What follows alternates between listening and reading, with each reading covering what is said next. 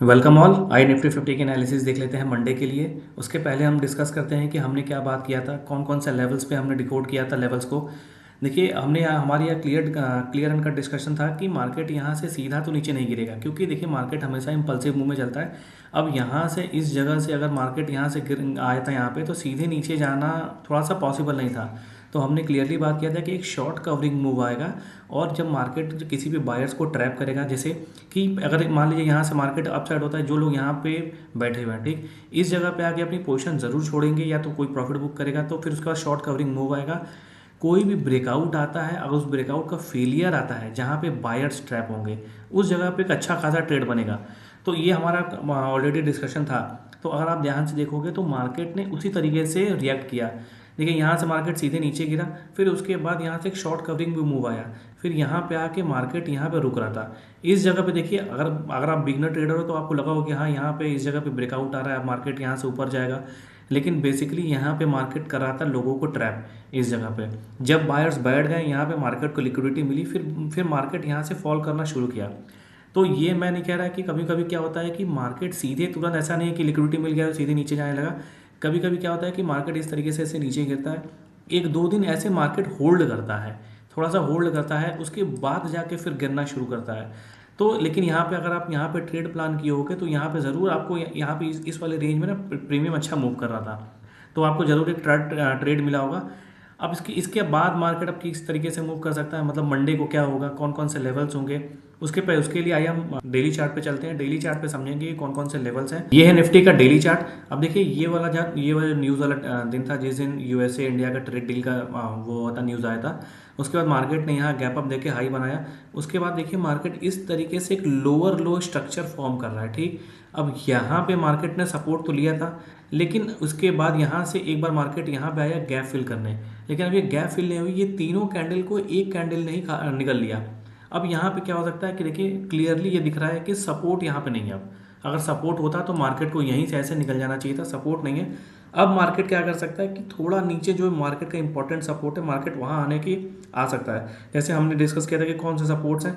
25,250 का एक सपोर्ट हमने पहले ही बात किया था कि यहाँ पे एक सपोर्ट है, मार्केट अब यहाँ आने के बहुत ज़्यादा चांसेस हैं। उसके नीचे एक और सपोर्ट है, 25,120 के पास एक सपोर्ट है, तो मार्केट अब इस जगह आ सकता है। तो अब ये दो तीन सपोर्ट्स है, मार्केट यहाँ आ सकता है, लेकिन अब जरूरी नहीं है कि मार्केट तुरंत यहीं पे, मतलब कि आज ये ग्रीन कैंडल बना और तुरंत अगले दिन आ जाए।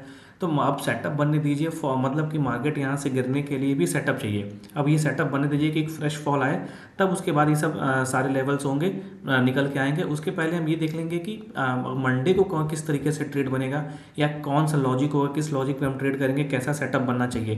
क्योंकि इस कंडीशन में क्या हो सकता है कि अभी जब सेटअप नहीं बनता है ना, तो मार्केट फिर रिवर्स हो जाता है, ऐसे मार्केट ट्रैप कर लेता है। तो सबसे पहले आप सेटअप बनने का इंतजार कीजिएगा, उसके बाद ही क्या कहते हैं कि कोई ट्रेड प्लान कीजिएगा, या तो कोई अपना व्यू बनाएगा।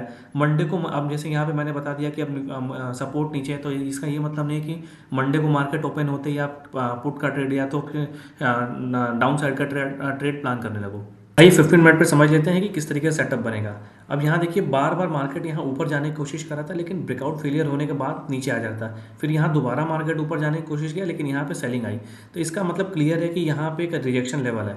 अब यहाँ पे देखिए हो क्या सकता है, अगर आप ऐसे इस तरीके से लाइन मार्क कर दो, अगर कल मार्केट इस जगह ओपन होता है, यहाँ पे इन दोनों के बीच में अगर कल मार्केट यहाँ पे ओपन होता है, फ्लैट ओपन होता है, अगर इस जगह पे थोड़ा सा वेट करता है, ऊपर जाने की कोशिश नहीं करता है, नीचे ही सस्टेन करता है, तो ऐसे कोई ब्रेकआउट आएगा, तो हमारा तो व्यू पहले से इंटैक्ट है कि मार्केट यहाँ से 25,250 ये सब सारे लेवल्स हैं जहाँ मार्केट अभी जा सकता है। तो हम यहाँ पे क्या करेंगे कि एक डाउन साइड का ही ट्रेड प्लान करेंगे, क्योंकि देखिए ओवरऑल मार्केट है वीक, ठीक। तो मार्केट में वीकनेस बनी हुई है, तो हम उस वीकनेस का ही क्या कहते हैं, उस वीकनेस के डायरेक्शन में जाएंगे।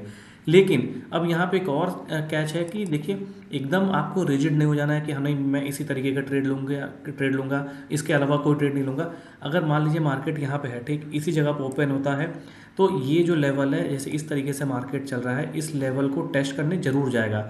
अगर मार्केट यहाँ पे रुकता है, सस्टेन करता है, थोड़ा सा ऊपर जाता है, मैं ये नहीं कह रहा कि सीधे ऊपर चला जाएगा और 26,000 तक चला जाएगा या 26,800 तक चला जाएगा, लेकिन आपको यहाँ से यहाँ तक का एक ट्रेड तो मिलेगा।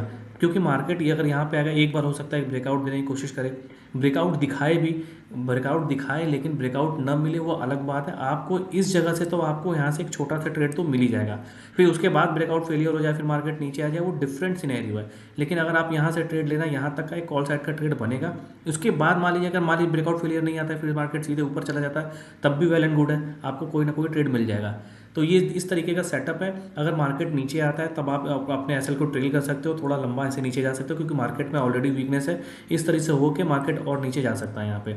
तो ये दो तरीके का सेटअप है। लेकिन मैं आपको बार बार यही कह रहा हूँ कि एकदम आप उस तरीके पे रिजिड मत हो जाइएगा कि नहीं मैं इसी तरीके से ट्रेड लूँगा, यही मतलब अगर मार्केट डाउन साइड का है तो मैं डाउन साइड का ही ट्रेड लूँगा, अब कोई लॉन्ग साइड का ट्रेड नहीं लूँगा।